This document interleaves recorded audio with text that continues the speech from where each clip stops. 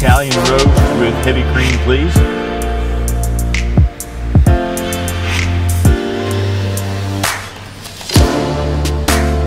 Good morning.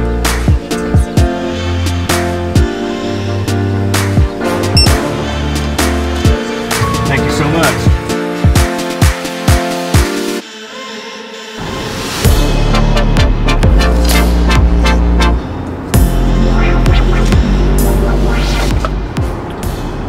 All right, I am on my way to, forgive me if I don't look at the camera much, I'm on my way to Booker T. Washington State Park.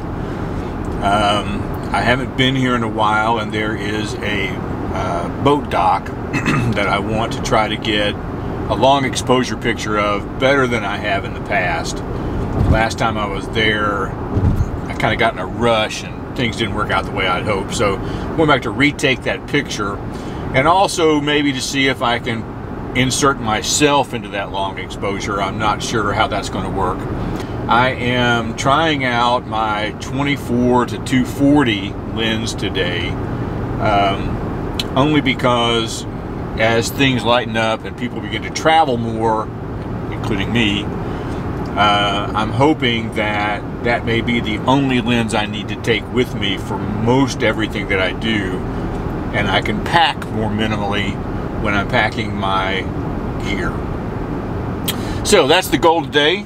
I'm a little late for sunrise, but I wasn't really coming for a sunrise. I'm coming for that time just after sunrise. I need the sun to be up just a little bit to do what I sort of have in mind to do. So we'll see if it happens.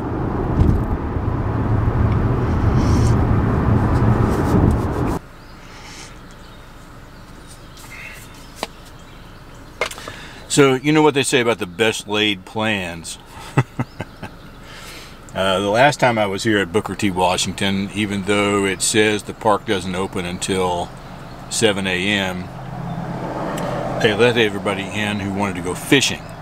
And so I was hoping to get in. Sunrise is around 6:30. I was hoping to get in around 6:30, get set up for 7. But I guess because of the coronavirus and the park being closed for a while,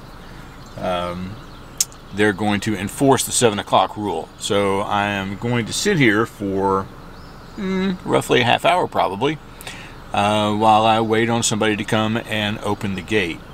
You say, well, Tim, what if it's still closed because of the pandemic? No, it was open yesterday when I came out here. So, they will open it up, but here I sit. Thankfully, I have some coffee.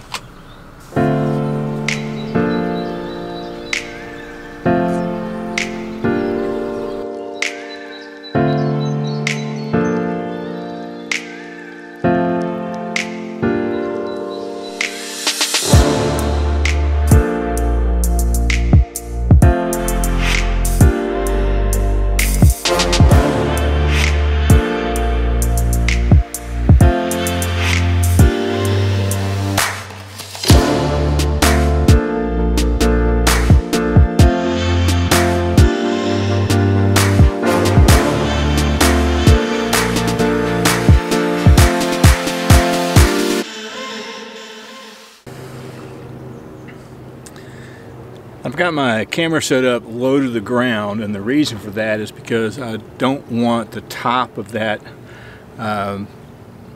pole at the top to be across the horizon line.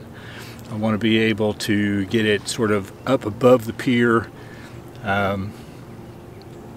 and separate from everything else. So my shot sort of looks like this.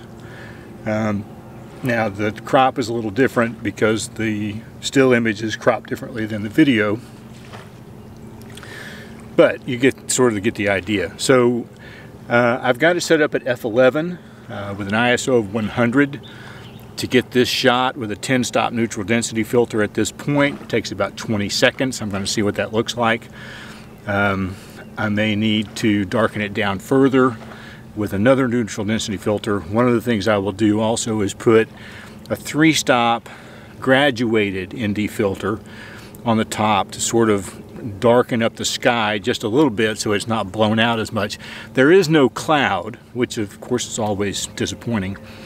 But because I want this to be a minimalist shot with very, very smooth, glassy water, the clouds are not that important, and it will probably be done in black and white when it's over. So we'll see what we get.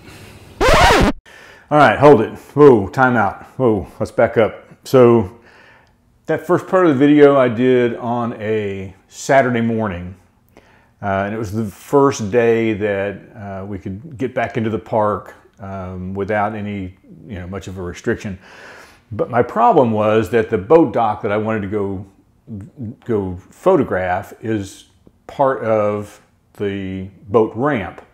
And so because it was a Saturday, there were just a ton of people coming in to put their boat in the water, which meant that they would pull it over to the dock, and then I would have to get out of the way and let them come in, and I would get out of the way and let them. So I got a couple of pictures, and then I was like, you know what, this is too much trouble. I'm just gonna call it a day. I'm gonna come back on another day.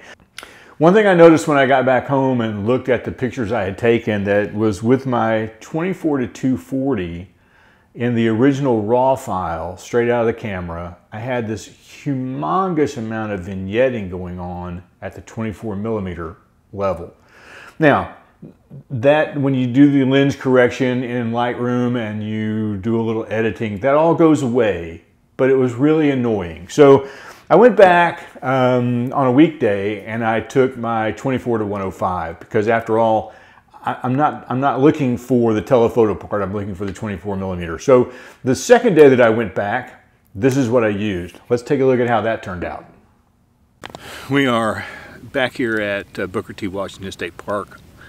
A couple of days after I tried to do this on Saturday, I figured that coming back on a Monday would mean that I would not have to deal with the boats, and that's true.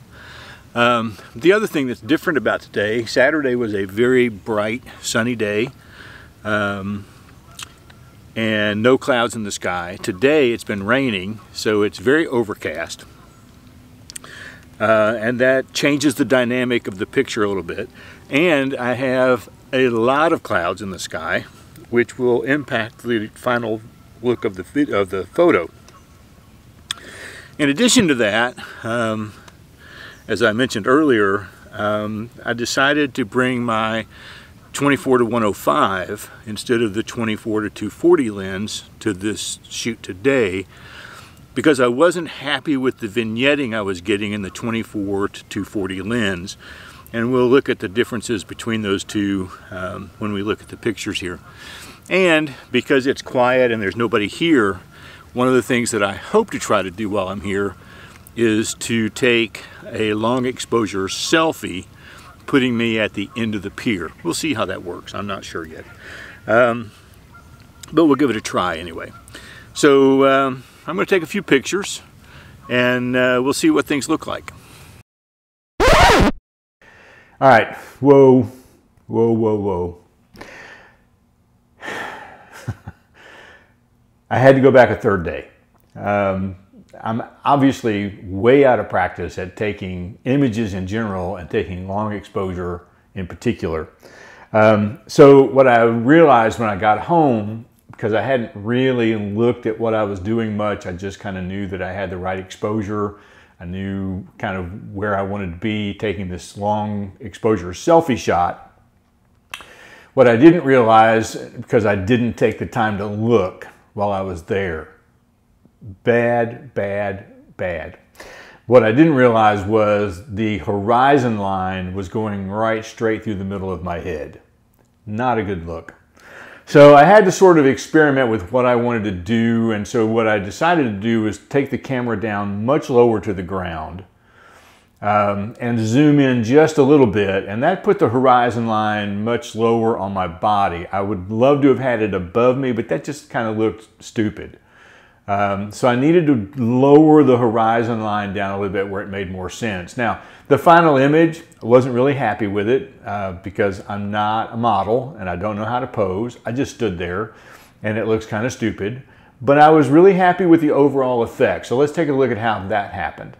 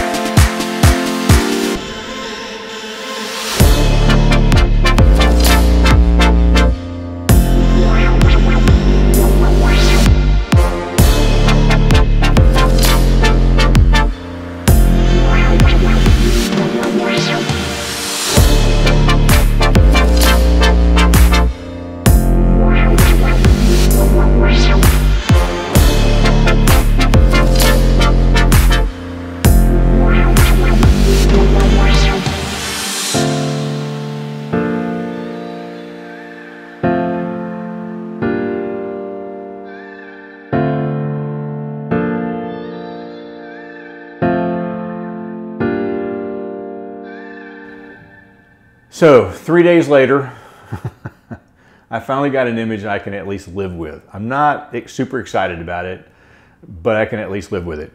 What I did realize was if I take my 24 to 240 with me, and that's the only lens that I take with me on traveling, it will do what I need it to do.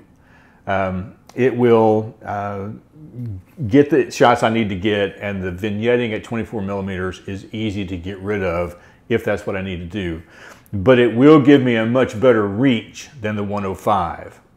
I think the 105 has a sharper image, but this is not a bad lens.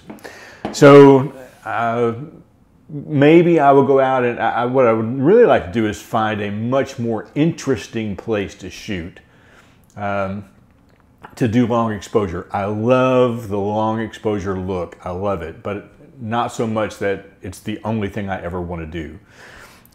So this was a good experiment to get my feet back into the habit of taking some pictures.